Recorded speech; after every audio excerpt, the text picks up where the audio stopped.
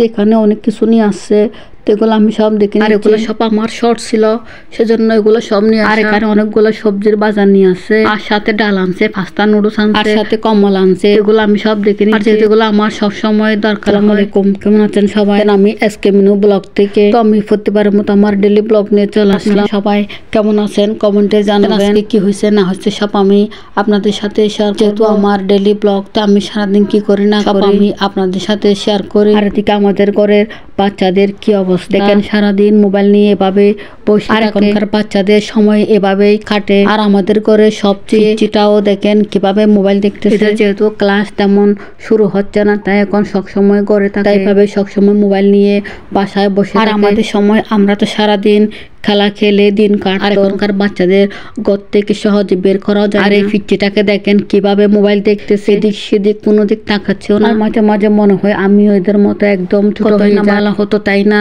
কোনো টেনশন থাকতো না, একদম চিন্তা মুক্ত থাকতাম, আর কোনো কাম কাজও করতে হতো না, কতই না ভালো হতো, তাই না? আমি এটা দেখে ভিডিও না করে থাকতে পারি। আমি এখানকার সব বিয়েগুলো আপনাদের সাথে শেয়ার করছি, যেহেতু এরা সারাদিন এভাবে মোবাইল নিয়ে বসে দিন কাটায়। আমার একটা কাপড় ছিল, সেটা আমি সেলাই করে, আর আমি সংসারে সব কাজের পাশাপাশি সেলাইও করে থাকি। আমার সব কাপড়গুলো আমি নিজে সেলাই করে, কাজ নিজে করতে কোনো লজ্জা নেই, যেহেতু সংসারে সব কাজ করতে হয়, ঘরের বাইরে সবগুলো আমি একাই সামলাই। যখন আমি বাড়তি সময় পাই তখন আমি কাজগুলা সেরে নিই, আর নিজের কাজ নিজে করতে কোনো লজ্জা নেই। আর জীবনে সব সময় নিজেকে প্রতিষ্ঠিত করা করবেন, অন্যের উপর বসে না থেকে সকল কাজ নিজে করার চেষ্টা করি। আর আমি আমার সব কাজ এভাবে করে নিই। আর এদিকে আজকে আমি চলে আসছি ছাদে, যেহেতু বিকাল হয়ে যাচ্ছে, তাই আমি ছাদে কাপড় শুকাত দিছিলাম, তেগুলো এখন নিতে ছাদে চলে আসছি। আর একলা সংসারে এতগুলা কাজ করা একদম অসম্ভব, তারপরে কি করা, নিজের সকল কাজ নিজেকেই করতে হয়। এখানে অনেকগুলা কাপড় আমি ছাদে শুকাত দিছিলাম, আর এখন সবগুলা কাপড় শুকাই গেছে, আমি সবগুলা কাপড় নিয়ে নিই। আর আমার সব কাজগুলো আমি একা এভাবে করি। সংসারে এত কাজ বলার বাইরে,